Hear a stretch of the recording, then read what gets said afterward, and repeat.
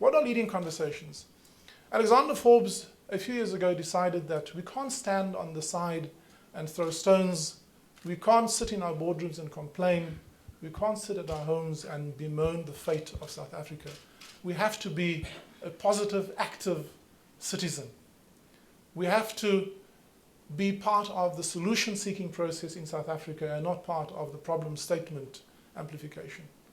And so we introduced a number of interventions, and one of this was 3 or 4 times a year to have a conversation where we invite our stakeholders, where we invite leading figures and important leaders that provide leadership into this dialogue to advance this conversation and to improve our commitment and to move beyond the stage where we think of ourselves as a divided society that sadly in many respects we still manifest evidence of. How do we not talk at each other but with each other is our challenge. How do we not speak about us and them but about our collective destiny where this is our home, this is where we belong, this is where we will and must make a change. And where do we have a mindset that knows that we as the current leadership, we as the current adult generation have simply borrowed this land and its wonderful resources from our children.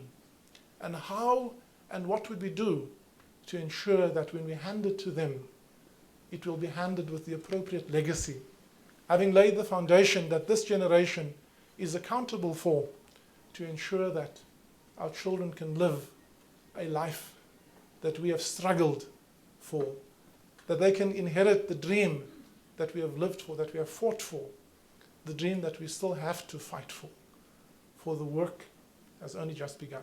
The President, you are here with us. You had Edward Kieswetter paint the picture of this beautiful country of ours, a land of contradictions. So many things going right on one hand, and on the other hand, the things not going so well, and also a sense that we are not as united as we'd like to be. The National Development Plan is a good example, in fact, from where I'm sitting, where I find that in government itself, it appears in cabinet for that matter, that you are not speaking with one voice when it comes to the National Development Plan. Your comments, please, and welcome. The National Development Plan is a plan that was endorsed and embraced by all parties represented in Parliament. It's a product of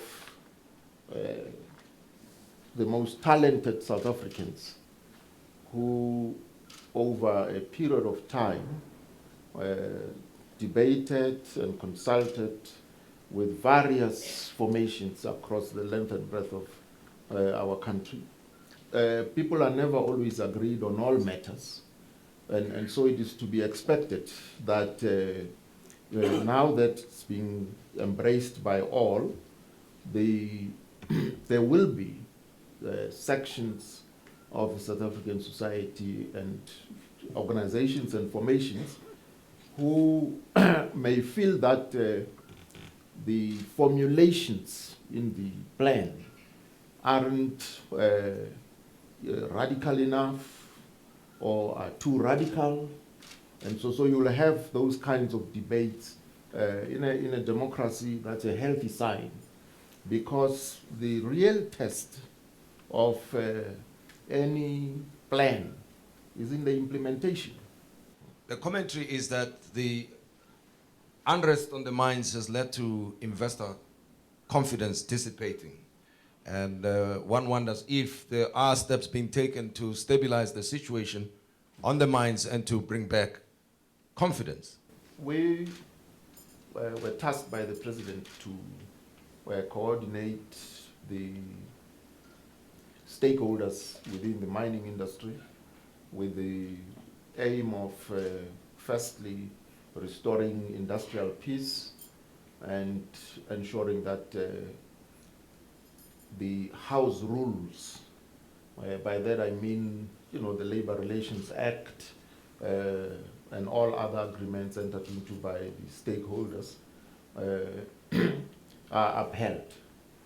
Now, we interacted with all of them, all stakeholders within the industry, to say to them, please put on the table, place on the table all problems that you would like to see us, finding solutions to. And secondly, suggestions. So there was one column of concerns, and the second column was suggestions of how best the identified difficulties could be resolved. What can we as business do to develop greater trust between ourselves and the government? Mr. Lambetti, the trust between South African business and government is something that can very easily be achieved by dialogue all the time. Because if the president undertakes all these important trips, we are members of BRICS, and there is always a business delegation accompanying him on those trips. However, it is not borne the requisite, or deserved fruits, because we are not quite properly organized. What are you likely to incorporate, our young people, especially those, from disadvantaged backgrounds, in the townships, on, trade missions and tours, overseas, within BRICS, countries, specifically, with the view of introducing them to business at an earlier stage? I'm not talking high school students here. I'm talking like, people who are just finished university, etc. So they begin to interact, with their counterparts, in other economies, and begin to realize that, business doesn't begin and end, within the borders of South Africa. And lastly, how do we also begin to get young African people, within the continent itself, to begin to interact, so as a way of trying to get rid of xenophobia? I'm sure you are aware that we've now signed the National Youth Employment Accord, and it provides for empowerment of young people, particularly in the green economy.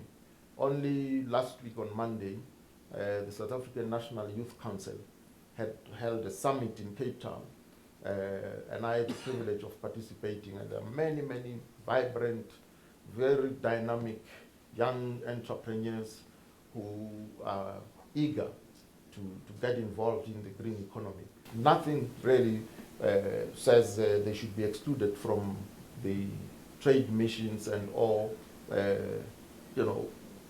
They can even be posted to serve for certain periods as trade representatives, just for exposure and to gain experience through DTI.